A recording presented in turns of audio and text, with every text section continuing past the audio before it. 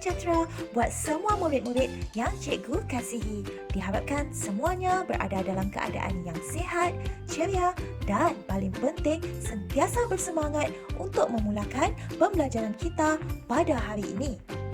Sebelum itu, mari kita baca doa belajar bersama-sama. Jom!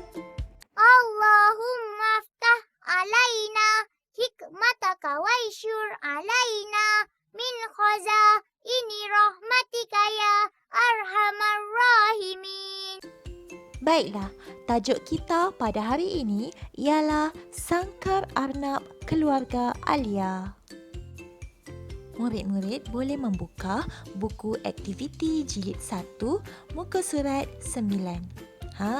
Jom kita baca bersama-sama. Sangkar Arnab Keluarga Alia. Keluarga Alia telah berjaya membina Sangkar Arnab. Alia amat gembira dan bangga. Alia sekeluarga menjaga arnab peliharaan mereka bersama-sama.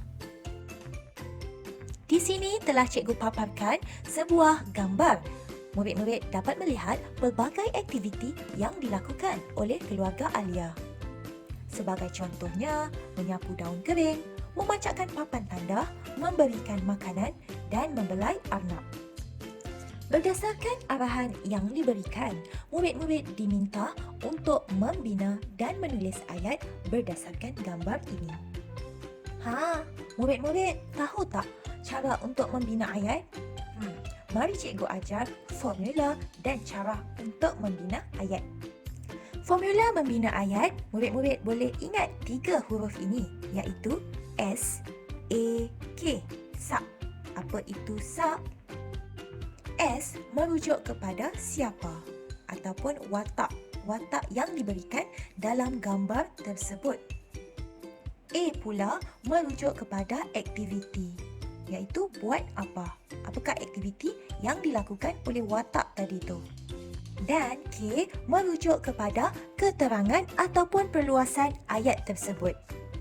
Baiklah, mari kita pergi satu persatu supaya murid-murid lebih jelas dan faham. Baiklah, S merujuk kepada siapa ataupun watak yang berada dalam gambar tersebut. Sebagai contoh yang pertama ini, cikgu gunakan seorang murid lelaki. Jika situasi itu berada di dalam sekolah ataupun di dalam kelas, kita boleh gunakan seorang murid lelaki. Ataupun kita boleh gunakan nama. Cikgu berikan namanya Ali. Baik, kalau situasi itu berada di rumah, kita boleh gunakan abang, adik. Kedua, gambar apa ni? Baik, nampak lelaki dewasa, betul? Jadi kita boleh gunakan contohnya seorang lelaki. Ataupun nak gunakan ayah pun boleh. Atau Encik Izzat. Nak gunakan pakcik pun boleh, tiada masalah. Contoh yang ketiga, kita boleh gunakan seorang wanita ataupun seorang perempuan. Kalau kita nak namakan pun boleh. Contohnya Puan Aina, Puan Mastura. Baik, sekiranya berada di situasi di rumah, kita boleh gunakan ibu. Contoh yang terakhir untuk siapa, kita boleh gunakan seorang murid perempuan ataupun Alisha. Kalau nak guna nama lain pun boleh. Seterusnya, kalau situasi itu berada di rumah, kita boleh gunakan kakak ataupun adik. Tiada masalah. Mengikut kesesuaian watak yang berada dalam gambar tersebut. Seterusnya, A. A merujuk kepada aktiviti, iaitu buat apa. Baiklah, contoh yang pertama, bermain bola sepak ataupun kita boleh gunakan bermain bola. Aktiviti yang kedua, membaca buku. Aktiviti yang ketiga, menjahit baju. Dan cikgu berikan aktiviti yang terakhir, contoh aktiviti yang terakhir, iaitu membersihkan halaman ataupun menyapu sampah. Kedua-duanya boleh digunakan. Dan yang terakhir, K, iaitu keterangan. Jadi keterangan yang boleh digunakan seperti di mana, bila, dengan siapa ataupun dengan apa, dan yang terakhir, mengapa. Di sini cikgu telah kongsikan 4 keterangan yang boleh digunakan oleh murid-murid untuk membina ayat. Namun begitu, murid-murid tidak perlu menggunakan keempat-empat keterangan ini dalam satu ayat. sudah memadai hanya satu ataupun dua keterangan sahaja dalam satu ayat. Baiklah murid-murid, kita rujuk balik gambar yang diberikan tadi. Kita baca semula. Soalan yang diberikan, bina dan tulis ayat berdasarkan gambar. Baiklah, kita bulatkan aktiviti yang ada dalam gambar ini. Okey, kita bulatkan satu persatu. Baik, contoh yang diberikan, menyapu daun kering. Okey, kita bulatkan gambar orang yang menyapu daun kering tersebut.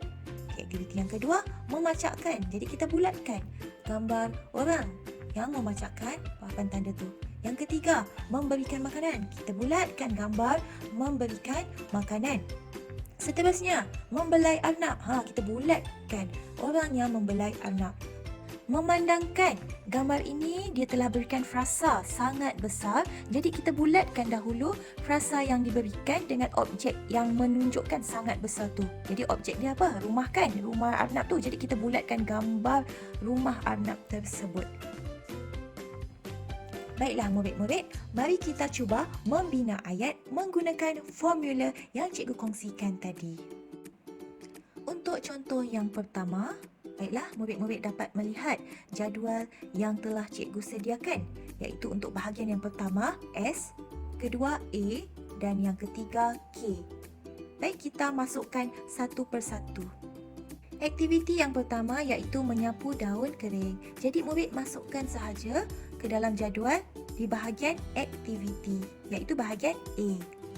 Seterusnya, S. Siapa? Siapa watak yang berada dalam gambar ini?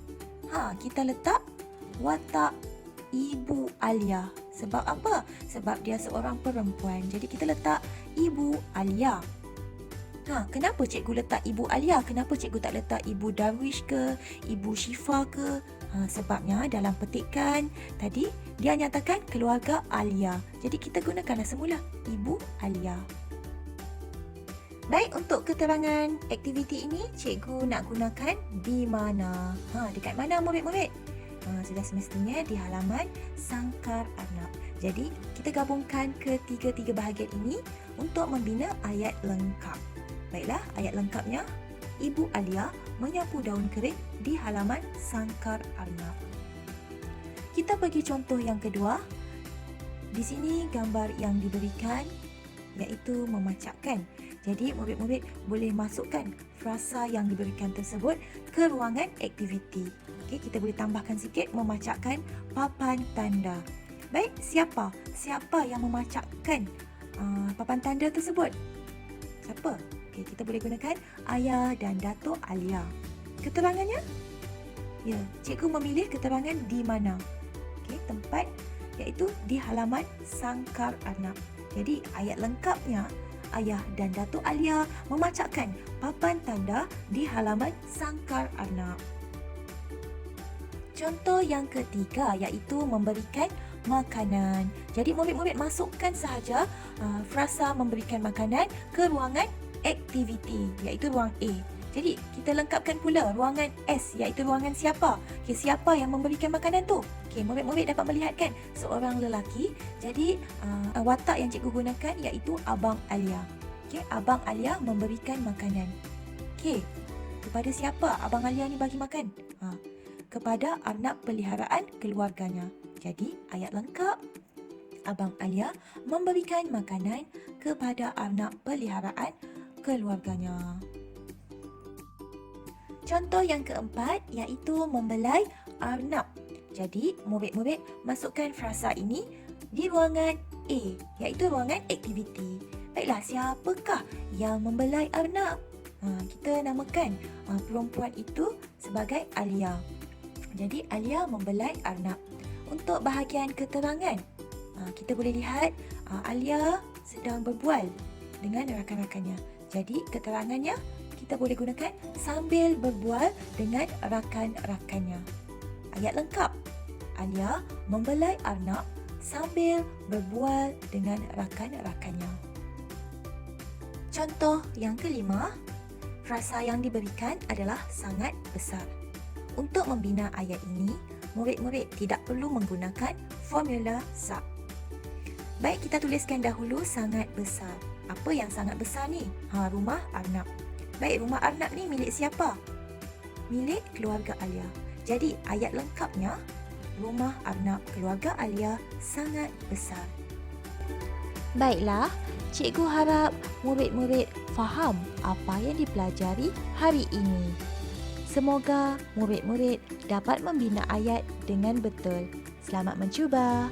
Bye.